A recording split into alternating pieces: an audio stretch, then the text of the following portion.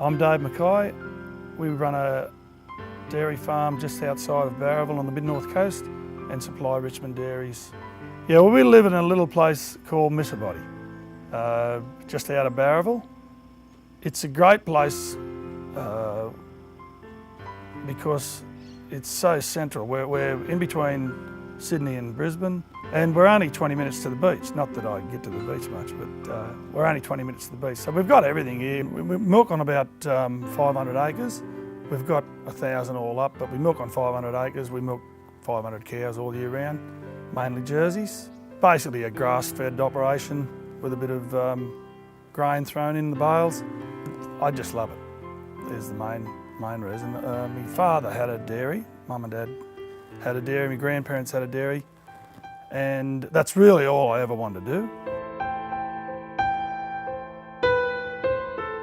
Get up about 3:30, take the dog back, he gets him in, come back and have a cup of tea, and then we milk. Milking probably starts around 4:15, I suppose, and that takes an hour and 20 minutes, and then we feed calves after that. And then a few chores, you know, check the springers, check the cows and calves, put the cows away, of course, lock the cows away in the feed, and then breakfast time, which is usually around 7, I suppose, breakfast time. Then we'll have depending on what's on through the day, we'll have an hour for breakfast. So I go back out and check all the cows and check they're right.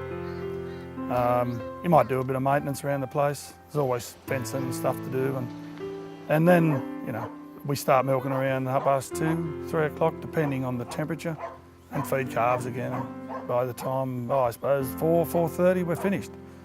Might be a bit later in the summer, but yeah. So it's a pretty long day, but it's not. It's not that hard. Yeah, we've chosen Jersey cows because basically I like Jersey cows. Also, they are a smaller breed. They seem to handle our country a lot better.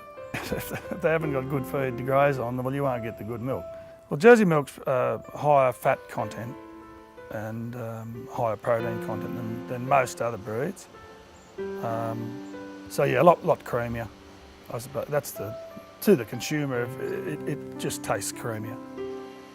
It just turns out that Richmond dairies want Jersey milk, so the high components is a bonus. And well, I believe they're probably the best cow to convert kilos of dry matter into kilos of milk solids. Pound for pound, probably the best, most efficient cow going. I give Richmond Dairies a ring, and they had a place for us there, and yeah, went up and seen them and made the deal, and we've been supplying them ever since. We've got a good relationship with them. They let you know what's going on and give you a milk price, and we can get on with the farming and they get on with processing it. So that's what I don't want to be a processor or involved in that too much. So yeah, it's a pretty good relationship, really. We've just gone up and had a look through the factory, which was great, and went out for dinner and met all the farmers up north. So that was fantastic.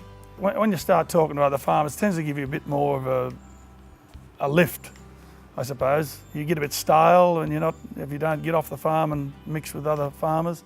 But go and see other farmers and hearing what they're doing, and you tell them what you're doing, and ideas thrown around the place. It gives you a bit more enthusiasm, I suppose. Yeah, it's amazing, really, to think that a bit of milk from Barra can go to Japan, Taiwan, I think, is another one, maybe China.